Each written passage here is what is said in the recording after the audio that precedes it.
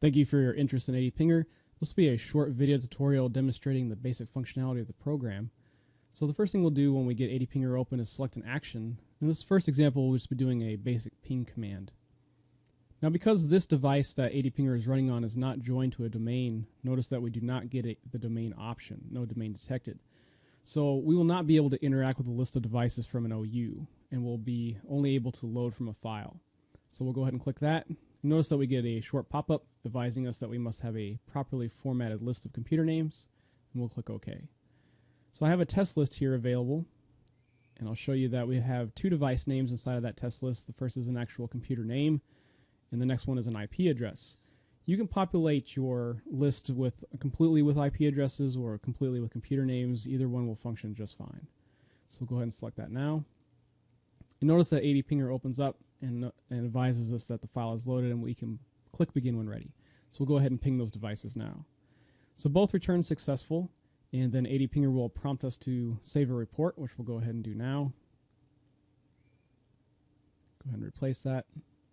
And it advises us that everything in that list was 100% successful. So now we'll take a look at the report. This is in CSV format, and both those devices return successful.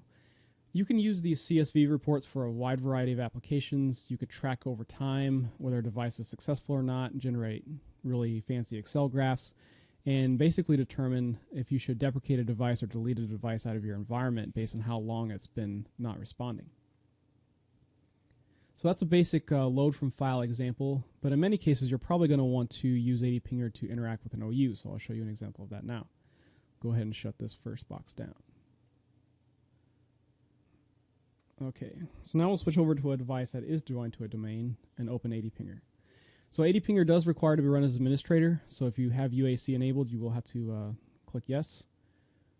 And this time we'll do something a little bit more interesting. So we'll select an action and we'll do a reboot. So notice that we're going to get a different options set up here because we're choosing reboot. Depending on which action you choose, you're going to get a different set of options here in this block here. So we're going to go ahead and choose reboot, and we're going to want to send a custom shutdown message to our users to advise them that we're going to have to reboot their computer. So we're going to say this device will go down for maintenance in we'll say 45 seconds. Okay. So in our time, we can specify that amount of time in seconds that before the device will actually shut down. So we'll say 45, and then we can choose to force the reboot if there's a hung application or if they have some applications open. Generally good practice, I think, to go ahead and force the reboot. So this time we're going to load from AD since we have an available test domain here. And notice that when we click that, we get the option to select an OU. So I'll go ahead and select my test OU here, which has a couple of devices inside of it. And because we have all of our setup, we're going to reboot. We've got our options set, and we're going to load from Active Directory in this OU. I can go ahead and begin those reboots. Because this is the reboot command, it's going to be like, are you really sure you want to do this? And we'll go ahead and click yes, and it'll advise us that's going to proceed with those reboots. So you get a couple options here to back out in case you're not really sure that you should reboot your entire domain or something. So it's going to go ahead and send those out, and notice that we're getting message on our XP test device. The system is shutting down. We'll go down for maintenance. And on our other test device here, it's also we'll go down for maintenance. Okay, so now that we're back up, we're going to select a different action this time. We'll do the scan for file. So let's say that you wanted to ensure that all the devices inside of your environment had a particular file. So you can type that path in here, and it is relative to the local to the remote machine. So this will check all the devices inside of a OU to determine if they have the ctemp require file.txt. So we'll go ahead and scan those devices now.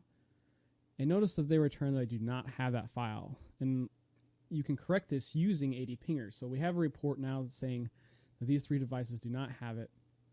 And we can correct this issue if we want to. So now we'll use the copy file function. So this will reset us. So we want to make sure that that required file is pushed out to our remote devices. Now the source path is going to be relative to this box that I'm running on. So this is where this file is located on the machine that ADPinger is running on. So if you were going to copy this from a network share, you would put in the network share path here. But the destination path is going to be relative to the remote device. So I want that to be in ctemp, and we're going to be required file .txt. So if the ctemp folder does not exist, we can create that directory. Otherwise, this copy will fail. So we'll go ahead and load from Active Directory, and I'll demonstrate that. We'll interact with our test OU again, and I'll begin copying this file. So notice that ADPinger came back and said that ctemp does not exist on any of these devices, so the file was not copied. So what I can do to resolve that issue is I can say, well, I'm going to go ahead and create the directory, and it will create ctemp and then place the required file.txt inside of that directory. So we'll go ahead and select our test OU again and begin our copy. And this time, notice that ADPinger comes back and advises us the file was copied and the directory was created, and I'm not going to save a report. Now what we can do is scan for the file again and see, does our required file. So we'll do ctemp required file.txt, interact with our OU again, and begin our scan. And notice that this time that all of our machines return with file found. If we didn't want that file to be on our devices, we could go ahead and process a deletion. So we could type in ctemp required file.txt, load from Active Directory, interact with our OU, and begin deletion of that file. And it will return that that file was deleted from all three of our test machines. So we can see here that temp was created and there is nothing inside.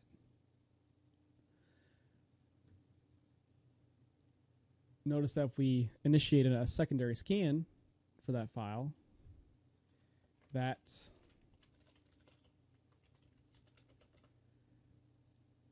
it will no longer be present. So we'll begin scan, and the file is not found. ADPinger has the ability to perform all of these functions against thousands and thousands of devices. So if any one of these OUs contained 5,000, 6,000, 7,000 devices, ADPinger has the ability to generate as many threads as is required to perform the function that you specify against all those devices at the same time. ADPinger has been a useful resource in my environment, and I hope you find it a useful tool for your environment as well. If you like ADPinger and find that it saves you a considerable amount of time, consider clicking the donate button. Your contribution is appreciated and ensures that ADPinger will receive updates in the future. Thanks.